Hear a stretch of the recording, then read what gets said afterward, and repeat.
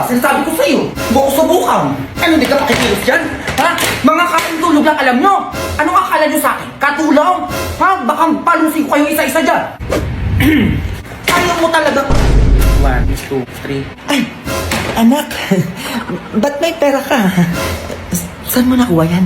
Ay, bigay ni Ninang Ma, 3K. Ay, anak, baka gusto mong ipatago muna sa akin.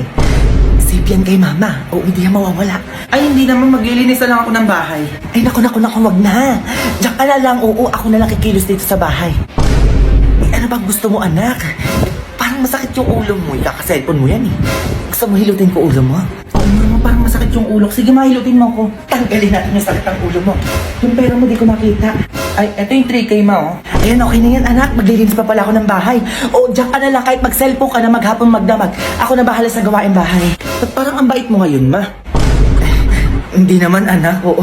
Wag mo na akong tulungan, kaya ko na to. Ang daming labahin, no? Ang dami, eh. Ay, oo, ang dami nga. Nak, tignan mo ako nagawain si mama, oh. Oh, sige ma, magwalis ka lang dyan. Nak, punasan ko lang muna yung TV ha, para pag nanood ka, diba? Maayos. Yan, tama ma, punasan mo. Nak, anong gusto mong ulam? Sige ma, kahit ano na. Nakapagod. Nak, naglalampaso ako. Nak, ma, love you, nak. Bait ha. O anak, tapos na ako. Baka gusto mong patago mo na yan sa akin yung pera mo. Sige ma, kunin ko din bukas ha. Oo naman, anak. Itatago ko lang naman eh. Ba't ganito? Ma, Play money! Ito kung ano-ano talaga nasa isip mo, manda ka talaga. ma, joke lang. Eto ka, oh. Ma! Oh! Ay, alis ako, Junjun ha. Magbantay ka dito. Ma, pwede ako sumama sa ano? Hindi! Walang galakan na naman dyan, ah. Ano? Aalis ka ako? Alis ka din? Ma, minsan lang naman yun. Wala ka alis! Huwag na wag kang lalabas ng bahay ha. Sinasabi ko sa'yo, Junjun, subukan mo ko. Tatamaan ka sa akin. Saka ano, pag ka mag-iingay dito ha. Eh baka mareklamo na naman tayong mga kapitbahay natin dyan eh. Oo na, ma. A few moments later. Sige, be, kayo na lang. Hala, may sunog! Huwag na wag kang lalabas ng bahay ha. Sinasabi ko sa'yo, Junjun, subukan mo ko. Tatamaan ka sa akin. Eh, sunog na eh. Kuya! Pag ka mag-iingay dito ha. Eh baka mareklamo na naman tayong mga kapitbahay natin dyan eh. Ma, sunog. Natatapit naman? Ano sabi ko sa'yo kanina? Ma, Hindi nga sabi! Subukan mo lumabas ng bahay, ha? Huwag mo kong iyakan dyan! tulong. Tulong po. Aray ko po, nasusunog na po ako. Tulong po mga kapitbahay. Aray, aray. Pangkain lang. Ay, wala kami pagkain dito. Uy, Junjun na lang wala. Ay, eto, oo. Sa'yo na to. Ay, salamat po. Bigay agad kapag ako nangingi ng merienda. Wala ah. Damot nito. Sige, ubusin mo yan, ha? Magpakabusog ka. Sige po, salamat po. Hoy, ikaw, Junjun. Kapag may nangangailangan o nanghihingi ng tulong, magbigay ka, ha? Oo naman. Hindi magdadamot ka kahit na meron ka naman. A few moments later. Ay, sayang ang pagkain. Ma, O bakit? nag-donate ako 5,000 dito sa nag-post sa FB. 5,000? Eh, kanino ko binigay? Ang laki naman nun. Makakala ko ba sabi mo magbigay ako kapag may nangangailangan? Bakit di ba mo kasi laki-laki nun? Eh kasi ano ma, yung nanay niya daw nasa ospital 5 months na. O kawawa naman. Ay, 5 months? Ang tagal na nga. Eh tapos yung kapatid niya daw nasa presinto na 5 months na din. Ay, bakit daw, adik? Kawawa naman yan. Idagdag mo yung dinonate mo, gawin mo 10,000. Ay, ang daray, ang yaman. Eh basta padala mo na. O ayan ma, sinimot ko na lahat ng laman ng ATM mo ha. O sige, sige, okay lang yan. Kawawa naman kasi. Eh bakit daw nasa presinto tsaka sa ospital? Oo nga, no? Bakit kaya ikaw na kaya magbasa, ma? Eh bakit kaya? Yung nanay ko nasa ospital 5 months na dahil nurse siya. Eh, nurse naman pala, Junjun. Hala, yung kapatid ko naman nasa presinto 5 months na din dahil pulis siya. Asan yung nakakaawa doon, Junjun? Alam mo. Ang gigigil ako sa'yo. It's a prank. Prank? Prank lang daw, Junjun. O, para saan yung dinonate mo? Ma, wala na tayong pera. Nang gigigil ako sa'yo. Bawiin mo yung binigay mo ngayon na. Wala naman. Nasend ko na lahat na nasa ATM mo. Ay, sinasabi ko sa'yo, Junjun. Asan ang pera natin? Wala na kasi nabudol tayo, di ka nagbabasa. Eh, tumanda ka. Ma, Halika ka dito, bata ka. ma, Oh! ma. O ano yun? Hinahabol ako ng matanda nagkakagusto sa akin doon, oh. Ano? Sino yun? Hi, Mars. Ay, Mars, ikaw pala yan, eh. Ba't ka nandito? Kanina pa ako hinahabol niya na yan yung nagkakagusto sa akin, eh. Anak mo? Ay, Mars, ayun sinasabi ko sa'yo. Tigil-tigilan mo yung anak ko, ha? Tanda-tanda mo na, umarot to pa sa bata. Ay, grabe ka naman. Ayun namin, Bella. Ay, Diyos ko, muntik na mahulog yung susi ng kotse namin. Oo, tsaka yung susi ng mansyon namin. Ay, ang yaman nito. Sige, pasok ka, Mars, oo. Uy, ma, bakit mo naman pinapasok? Umayos ka dyan, Junjun. Mayaman yan. Mama naman, eh. Oy, Mars! Kamusta ka naman? Ay, naku, Mars, okay lang naman ako. Eto nga, may sarili na akong lupa, oh. Tapos meron pa ako sariling sasakyan, tapos mansyon. Ay, naku, ewan ko na lang kung wala pang magkagusto sa akin dyan, ha? Loh, ay talaga ba? Grabe, ang yaman mo naman. Ay, ano ka ba, Mars? Sakto lang. Ang pogi ng anak mo, no? Loh, ay, tanda mo na. Balita ko, may gusto ka daw sa anak ko, ha?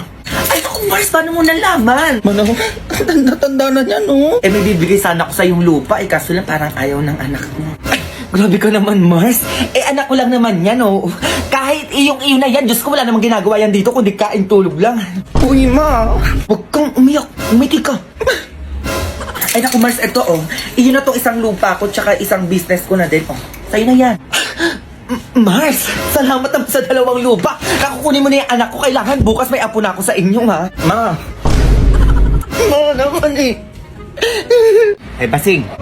Ano na naman yun? Basing, baka pwede mo naman ako pautangin dyan.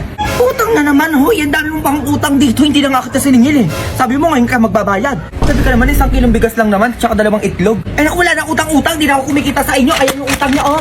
Ganun, ayaw mo talaga ako pautangin. Ganun. Hello, Mars.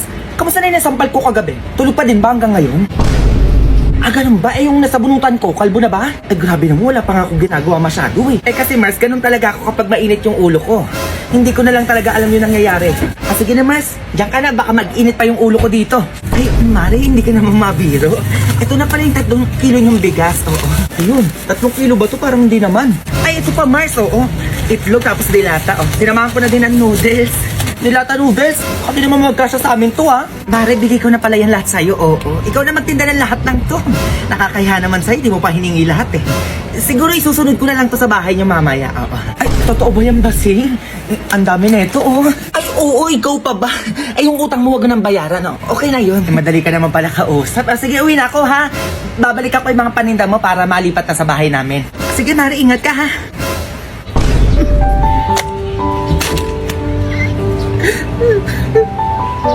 Students, settle down. Mag-exchange gift na tayo. O sino yan? Pasok. Hello po, ma'am. Nagdala po pala ako ng chocolate. Kayo nung nanay yun? Kasi may paganya ka pa, ma. Ano ka ba, nak? Baka mamaya gawin kang tapo niya ng teacher mo. Ay, nak. Nakikita mo yung hawak ng teacher mo? Oo, mamay. Ano kaya naman yan? Parang ang ganda, eh. Pwede ko i-regalo niya sa estudyante niya, eh. Gusto ko ikaw makakuha nun, ha? Ma, tigto 250 na picture frame lang yung gift ko. Tapos ayun yung gusto mo makuha ko. Okay, class, listen. Dahil Pasko, may special gift ako. Para Ma, anak ko na lang yan. Ito. Ako na to, ako na to. Uy, basta ka manahimik ka. Ma, nandito yung anak ko. Ayan, no? O, ganyan-ganyan ka. Kasi pa rin mag-uupot tayo. Okay naman itong dalawa. Ang ingay mo naman, Sheila. Nag-review ako dito, oh. Hoy, oo, ikaw naman, review pa din. Baka pwede mag-Christmas party muna tayo. Sabihin mo na kasi, ma'am. Ito si Krista. Congrats na. Hindi ako yung napili. Bakit hindi ikaw yung nabunot doon? Hindi ko alam, ma. Ano ba naman yan, Junjun? Wala akong magagamit.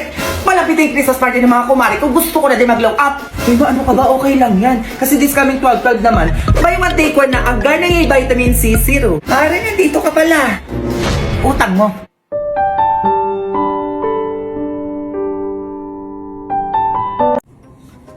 Ano ginagawa nun?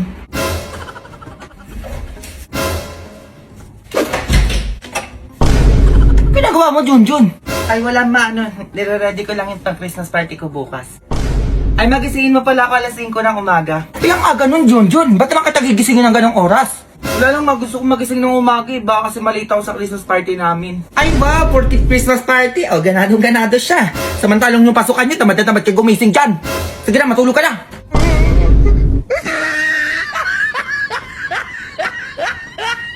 Nak, ma, nasaan yung yearbook nyo? Parang di ko pa nakikita. Ay, nakalimutan na kata ng school namin yun, ma. Magti-10 years na kaya yun. Di pa din binibigay. Ano? Di ba bayad ko na yun? Eh, ba't wala pa din hanggang ngayon? Aba, mali ko sa school namin mo. Ganon. Halika, pumunta tayo sa school nyo. Uy, mag-graduate na ako doon. Hayaan mo na yun. Bayad yun, Jujul. Anong hayaan? Pay, hayaan mo. Kala mo, ikaw nagbayad. Dali ka na, dali mo. Anong bayan mo? Pupuntahan pa talaga?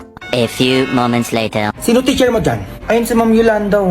Yun, kamusta ka na? Okay lang naman po, ma'am. Ang dali naman po ng kilay niyo, ma'am. 10 taon na yung kilay niyo, hindi pa din nagbabago. Madam, naparito po kayo. Nasaan na yung yearbook nila, Junjun, ma'am? Year 2012. Ay, yung yearbook po. Oo, 5K bayad ko yun, ma'am. Ba't hanggang ngayon wala pa din? Ay, oo, ang tagal na pala nun. Ano matagal? Sobrang tagal, ma'am. Magte 10 years na. Ano na nangyari dun? Oo nga man, 10 years na yun, no? Sana punta yung 5K ng nanay ko. Ang sabi nyo, hindi makakagraduate kapag hindi nabayaran yung yearbook na yan. Eh, bakit hanggang ngayon wala pa din? Madam, ipapaprint ko na lang po. Ay, dapat lang, ma'am. Bakit? Kayo nyo lang naisip, ha? Magte 10 years na yun.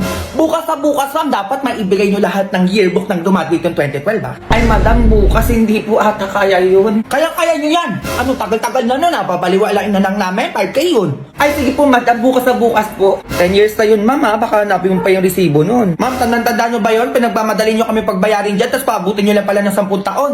Hindi nyo pa ibibigay kung di pa kami pupunta dito. Promise po, madam, bukas na bukas po agad. Bukas, ma'am, dapat andyan na yan, ha? Babalikan ko kayo ulit dito. Ah, yes po, madam. Bayad dyan, ha? Mayos kayo dyan. Go! Let's hear your word. Marking on